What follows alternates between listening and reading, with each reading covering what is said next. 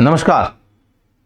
Question answer series के अंदर आज हम लोग तीसरे क्वेश्चन के साथ आगे बढ़ेंगे और इस श्रृंखला में हमारी योजना यह है कि हम आप लोगों को आंसर राइटिंग सिखा सकें। उसमें पर्टिकुलरली हमने हिस्ट्री को अपना सब्जेक्ट बनाया है क्योंकि मैं हिस्ट्री ऑप्शनल का टीचर हूं और हिस्ट्री ऑप्शनल के साथ साथ इसके अंदर स्वाभाविक रूप से जनरल स्टडीज का भी कवरेज हो जाएगा। फिर कभी समय यदि अनुकूल रहा तो अन्य विषयों के क्वेश्चंस भी डिस्कस करेंगे जनरल स्टडीज के ख्याल से, लेकिन तत्काल हमारा फोकस हिस्ट्री ऑप्शनल और जीएस के लिए है। और हमने इस तरीके से डिस्कस करने का प्लान किया है कि जिसमें हिंदी मीडियम के लोग ही नहीं, इंग्लिश मीडियम के लोगों को भी मैं इसमें सर्विस दे सकूं। और इसलिए आप देखेंगे कि जब मैं इसका आंसर डिस्कस करता हूं तो इसके बाद इसका आंसर का जो फॉर्मेट है वो मैं अपने टेलीग्राम चैनल पर दे देता हूं, हिस्ट्री बाय रजनीश राज नाम से है। तो आप लोग चैनल से जुड़कर पीडीएफ निकाल सकते हैं और वो वाला जो पीडीएफ होगा उसमें ज़्यादातर इंग्लिश मीडियम के बच्चों को ध्यान में रखकर किया जाता है। क्योंकि यहाँ मैं हिंदी ज़्यादा बोलता हूँ तो कम से कम उनको पीडीएफ इंग्लिश में मिल जाए, और इतनी अंग्रेजी तो हिंदी के बच्चों को भी सीख लेना चाहिए। बल्कि एक चैलेंज ही है, एक ट्राई मार सकते हैं आप इसके लिए। चलिए क्वेश्चन की ओर चल के देखिए कि पानीपत की तीसरी लड़ाई 1761 में लड़ी गई थी।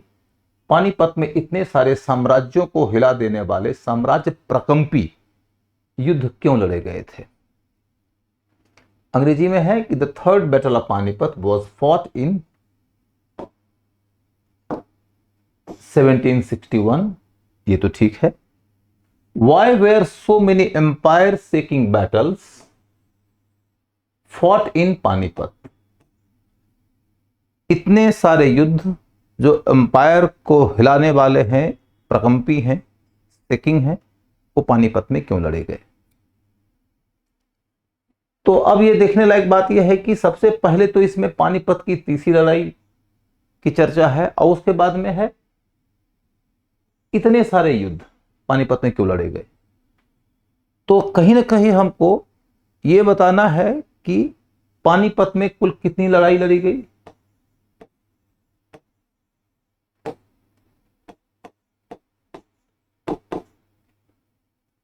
दूसरी बात यह है कि हमको यह बताना है कि पानीपत की जो लड़ाई होती है उसमें साम्राज्य को हिलाने वाला युद्ध होता है। हिलाने वाला, साम्राज्य को हिलाने वाला युद्ध का मतलब है क्या कि जो साम्राज्य की नींव को झकझोर दे, जो साम्राज्य को तोड़ दे, जो एक एस्टैब्लिश्ड पॉलिटिकल सत्ता को डिस्ट्रॉय कर दे। इस तरीके के युद्ध पानीपत में क्यों हुए? और तब हमको यह देखना है क्या कि इस क्वेश्चन के दिमाग को यदि तुम ठीक से समझो तो कहीं ना कहीं third battle of Panipat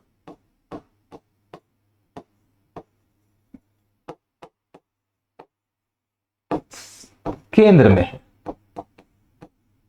third battle of Panipat जो है वो केंद्र में है। तो इसके ऊपर आपको ज्यादा चर्चा करने की जरूरत है। ऐसा ना हो जाए कि आप फर्स्ट एंड सेकेंड के ऊपर भी उतना ही डिटेल लिखने लगे, क्योंकि क्वेश्चन का आंसर आपको तकरीबन 200 शब्दों में लिखना होगा।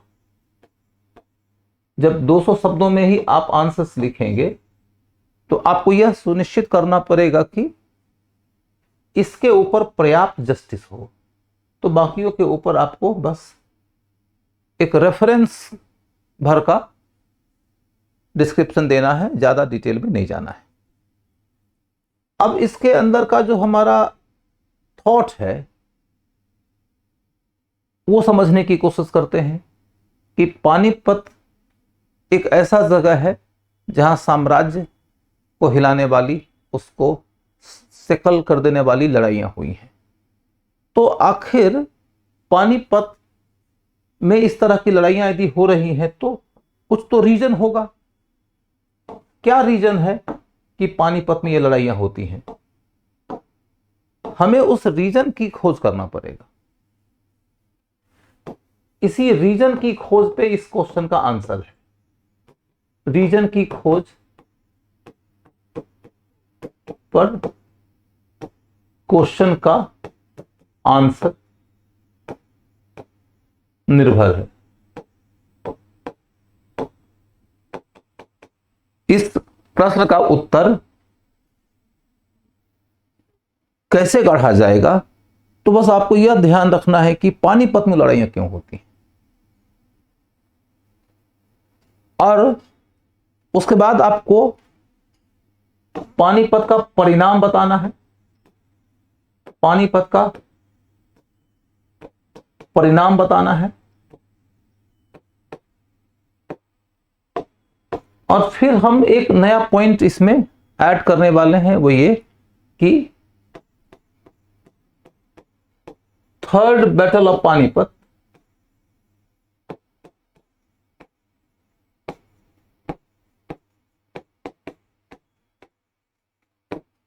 वर्सेस फर्स्ट टू बैटल्स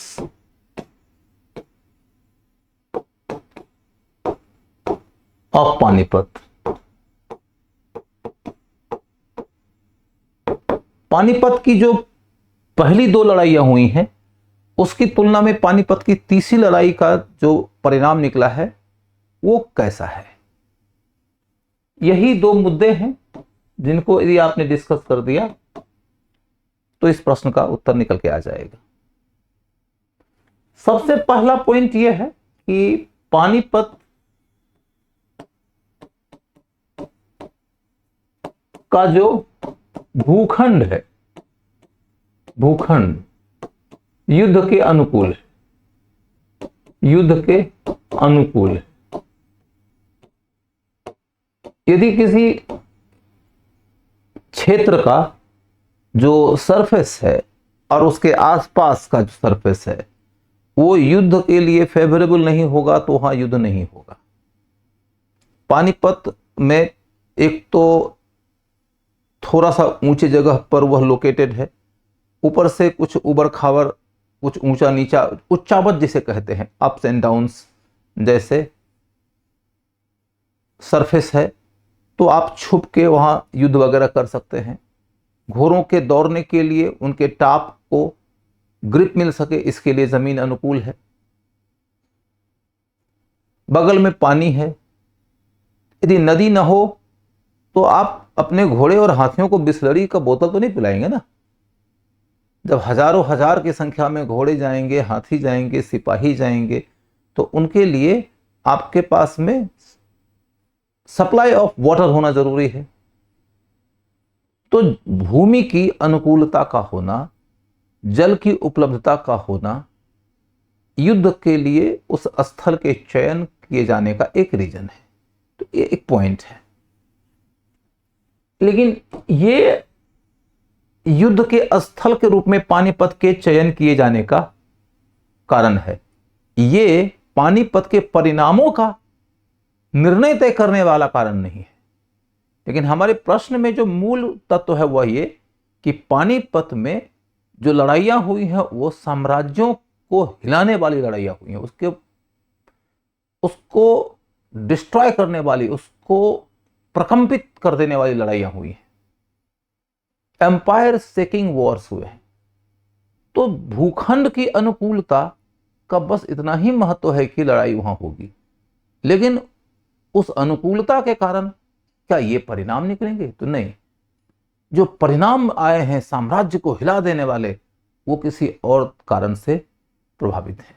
वो कौन सा कारण है? तो वो कारण यह है कि पानीपत दिल्ली के निकट और दिल्ली पॉलिटिकल हेडक्वार्टर हुआ करता था।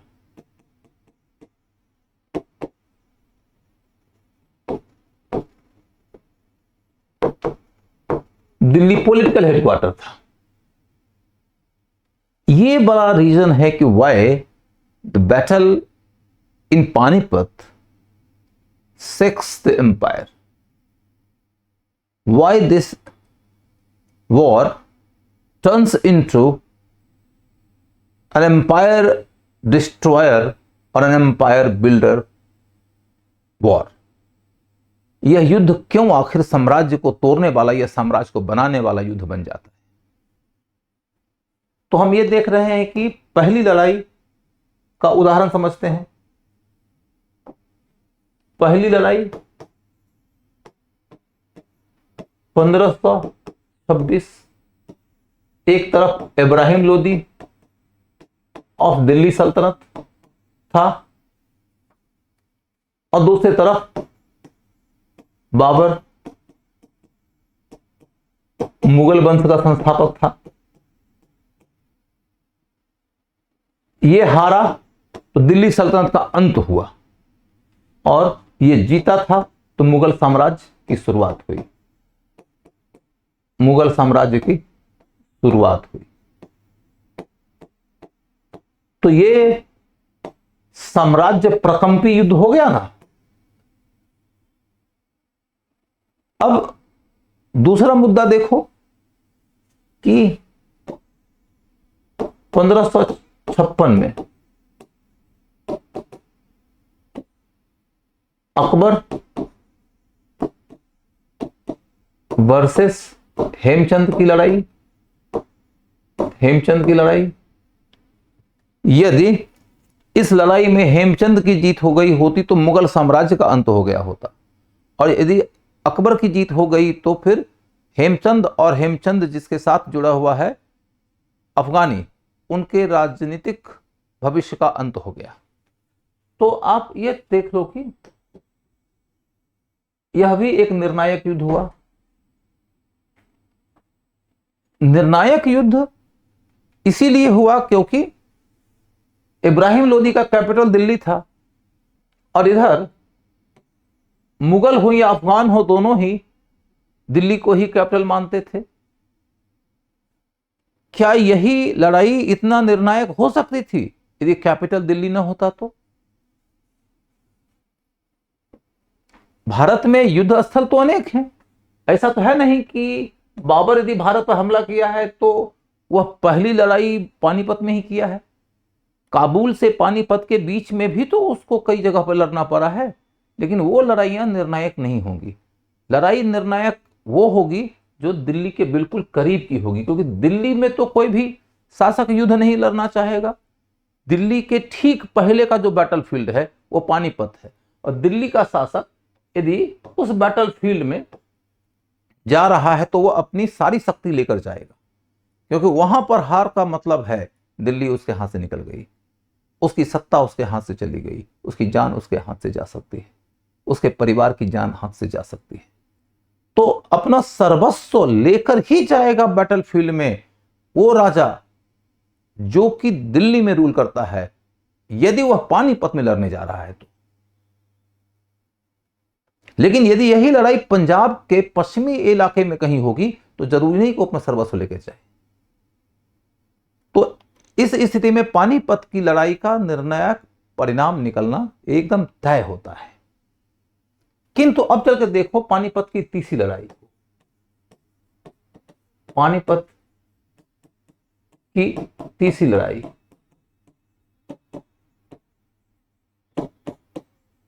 ये किनके बीच में लड़ी गई? एक तरफ अफगान और दूसरी तरफ मराठा।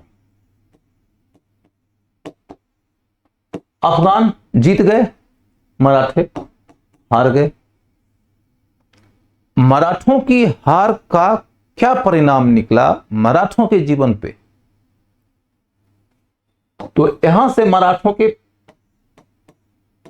चरम से पतन की दिशा मुड़ गई। यानी कि बैटल ऑफ पानीपत के पहले, जो तीसरी लड़ाई है के पहले, मराठा अपनी शक्ति के शिखर पर थे और यहां से उनके पतन की शुरुआत हो गई। और जब मराठों के पतन की शुरुआत हुई तो इसका फायदा मिला ब्रिटिश को, इसका फायदा मिला ब्रिटिश साम्राज्य को।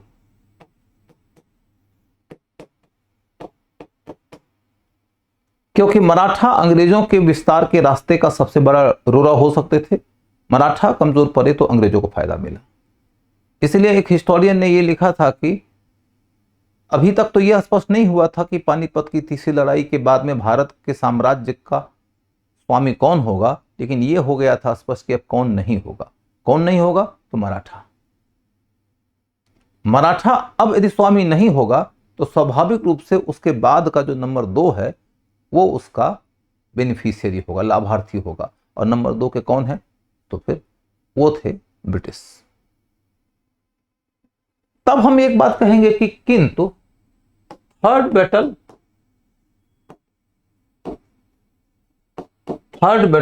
was not so decisive and speedy in decision। तीसरा युद्ध जो था पानीपत का वो उतना निर्णायक नहीं था जितना कि पहले दोनों था, और उसके निर्णय की गति भी इतनी तीव्र नहीं थी जितनी तीव्रता पहले दोनों लड़ाइयों के परिणामों में थी। वो कैसे? तो आप ये देखो कि थर्ड बैटल के अंदर हारने वाले मराठा हैं और जीतने वाले अफगान हैं। क्या अफगानों ने पानीपत की लड़ाई जीतकर दिल्ली पे कब्जा करके दिल्ली पे अपनी सत्ता स्थापित किया? तो नहीं। तो फिर पहली और दूसरी लड़ाई की तरह इसका रचनात्मक या सकारात्मक या वैकल्पिक परिणाम नहीं आया कि एक सत्ता जाती थी और एक सत्ता आती थी, वो परिणाम नहीं आया। दूसरा पॉइंट, हारने वाले मराठा हैं। मराठा तो दिल्ली के शासक ही नहीं थे, इनका जो पॉलिटिकल हेडक्वार्टर है वो तो महाराष्ट्र में था, इसीलिए विध्वंस भी उतना ज्यादा नहीं हुआ। मराठे कमजोर जरूर पड़े और यहां से मराठों के पतन का रास्ता जरूर खुला, लेकिन दिल्ली सल्तनत तो उसी दिन समाप्त हो गया था जिस दिन बैटल ऑफ पानीपत का रिजल्ट निकला था। हेमचंद तो उसी समय खत्म हो गया जिस समय बैटल ऑफ पानीपत का परिणाम निकला था। लेकिन मराठे अंतिम रूप से कब खत्म हुए? तो 1818 ईस्वी में, जबकि पानीपत की तीसरी लड़ाई कब हुई है? 1761 ईस्वी में। यानी कि लगभग 57-58 वर्ष तक मराठे इसके बाद भी जिंदा रहे। और इस बीच में मराठों ने यदि पॉलिटिकल विजडम का परिचय दिया होता तो बैटल ऑफ पानीपत की जो विध्वंसात्मक दुर्गति थी मराठों के लिए, उसको पीछे छोड़कर फिर से सौभाग्य की ओर लौटा भी जा सकता था। मराठों के पास अपने को संभालने का मौका पानीपत के बाद भी था। इब्राहिम लोदी के पास में अपने को संभालने का मौका पानीपत के बाद नहीं था। हेमचंद को अपने को संभालने का मौका पानीपत के बाद नहीं था। अतः हम यह कह सकते हैं कि तीसरी लड़ाई यद्यपि कि निर्णायक है, लेकिन उतना निर्णायक और उतना स्पीडी नहीं है अपने निर्णय में जितना कि पहले दोनों बैटल हुआ करते थे। That's it. आज के प्रश्न की चर्चा यहीं पर रुक जाएगी। मैं आपको इन चर्चाओं के माध्यम से सिर्फ और सिर्फ प्रश्न के उत्तर नहीं बताना चाहता हूं, बल्कि आप इस रास्ते 2-3 चीजें सीखेंगे। एक, प्रश्न को पढ़ के उसे टुकड़ों में तोड़ना, उसके अंदर कीवर्ड्स पकड़ना, आंसर के पॉइंट्स निकालना, और जो आंसर के लिए रिक्वायर्ड सबसे ज्यादा महत्वपूर्ण इशू है, जो मुद्दा है, उस मुद्दे को थोड़े से डिटेल में या डेप्थ में ले जाना, ताकि आप जब प्रश्न का उत्तर कंप्लीट कर रहे हों तो एग्जामिनर को ये मैसेज दे चुके हों कि सर लोहा ज्यादा जहां गर्म था वहां मैंने कुछ ज्यादा हथौड़े चलाए हैं, अतः नंबर देने में उदारता बरतिएगा। यही है हमारा पैटर्न, और इस पैटर्न के साथ आप जुड़े रहिए, विश्वास करिए, कुछ महीनों के बाद आपको लगेगा कि आंसर राइटिंग के लिए अब आप पहले की तुलना में ज्यादा तैयार हैं। नमस्कार।